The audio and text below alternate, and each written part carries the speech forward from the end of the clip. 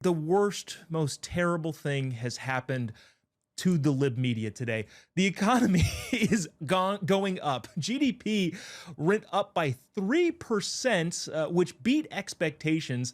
And there's so much of this that is just cannon fodder for making fun of the libs.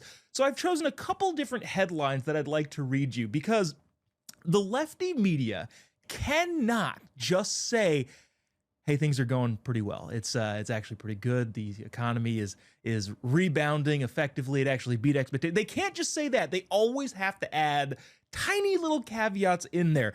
This first headline is from the Associated Press. Along with a strong second quarter rebound for the U.S. economy, some red flags. Oh no. And again, not just Trump's doing a great job. This is it's working out in his favor. He's winning the trade wars. CNN, big rebound in GBT. Masks hidden weaknesses in the U.S. economy. These are real headlines, by the way. NPR, the U.S. economy rebounds to 3% growth in second quarter, but it doesn't end there. They say, but tariffs skew the picture. The bottom line here is this should be no surprise to anybody, and it is an unbelievable feat that conservatives ever win elections with this kind of coverage. At the end of the day, the economy is doing better than everybody expected, even some conservative analysts better than they've expected, and yet there's no credit due to the guy that they have been wanting to blame for the crash that hasn't come yet. Here to comment on that and so much more is political conservative commentator Kevin Ferris and comedian internet extraordinaire Savannah Blaze. Guys, thanks for joining us. Really appreciate taking the time. Thanks for having us. Yeah, thanks for having us. Savannah, I want to start with you here.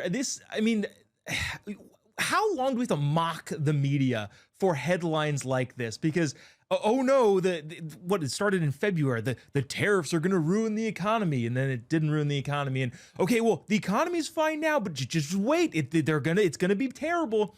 And all of a sudden, now we get second quarter numbers, and it's up, and you've got Senator Schumer saying, well, these numbers are fake numbers that are not the real number.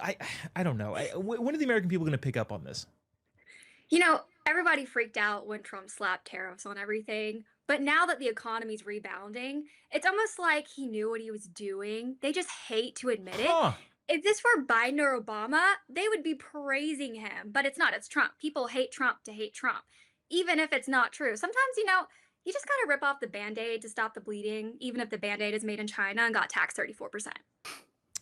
That's really interesting. What you're saying there is the business guy was successful in business negotiations for the country. I don't know if that checks out. Strange, right? I think that's a little wild of an accusation there. Kevin, your thoughts on obviously the economy, but the media coverage of the economy. Well, the caveat about all this, Joe Bob, is that it's not even really just about Trump and that they're mad at Trump. It's that these people in the media, they really hate America. I mean, this is seen even just with the deals that Trump made within the last week with India and the UK. I believe it was The Atlantic had a headline that was like, Americans doing great, but everybody else is doing awful. And it was trying to be a hit piece on Trump. But in reality, all the piece really said is that Trump is doing his job. Trump is being the president of the United States. He's not trying to be the president of the world and make it so that everybody gets lifted up. He's trying to help our country out of an absolute hole that the Biden administration dug for us. So by my standards, pretty good job. Again, you might be mistaken. I was told that the Biden administration built back better and everything was great. And, everything. Trump just inherited this economy is what they said the first couple months. Yep. But again, the reporting on that is crazy.